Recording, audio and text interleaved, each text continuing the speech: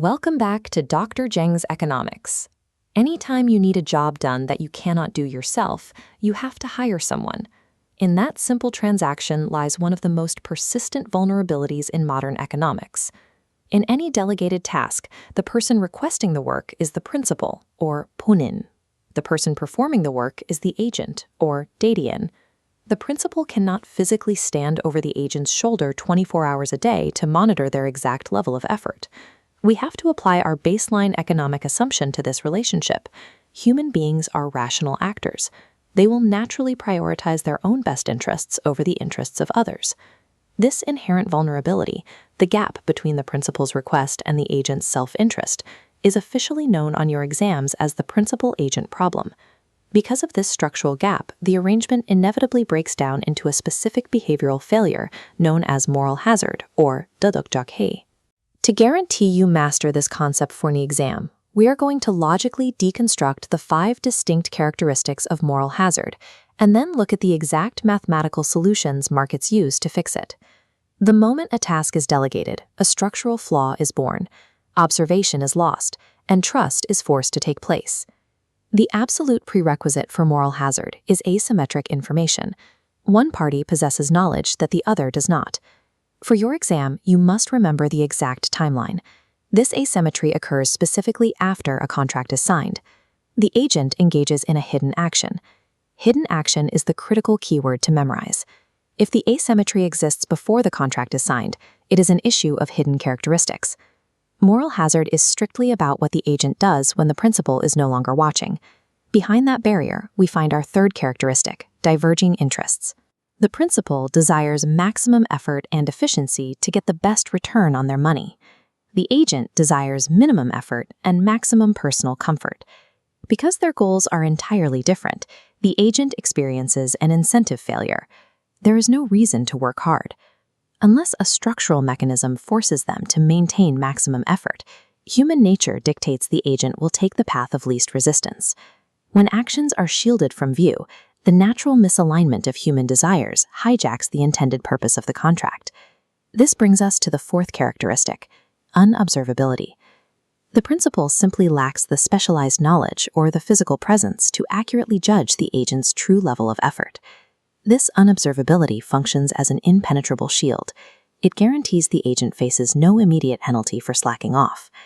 And finally, we reach the fifth characteristic. This self-serving behavior is a direct violation of the explicit or implicit promise made when the agent originally accepted the job.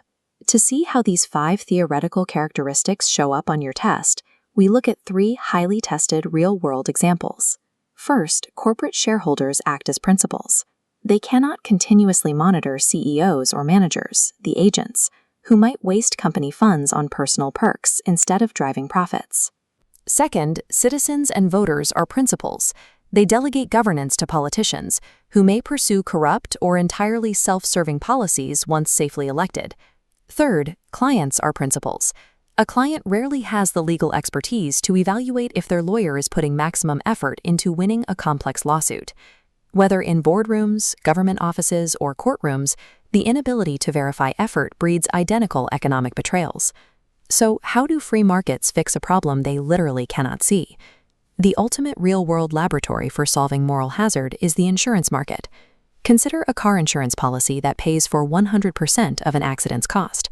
The driver is completely shielded from financial consequences. The incentive to drive safely disappears entirely, maximizing moral hazard.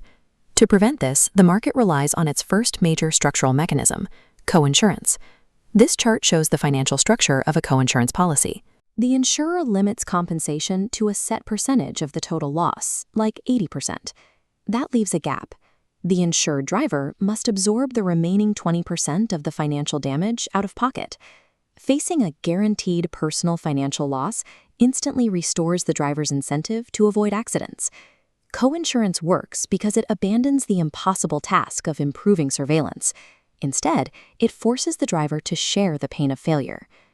The second major market defense is initial deduction, often known as deductibles. This chart shows the threshold model. Rather than a percentage, the subscriber is required to pay a fixed upfront monetary amount for any damage first. Insurance compensation only kicks in to cover the excess amounts that rise above that initial red threshold. Practically, this means minor scratches and fender benders fall entirely within the initial deduction amount. The driver must pay for them completely.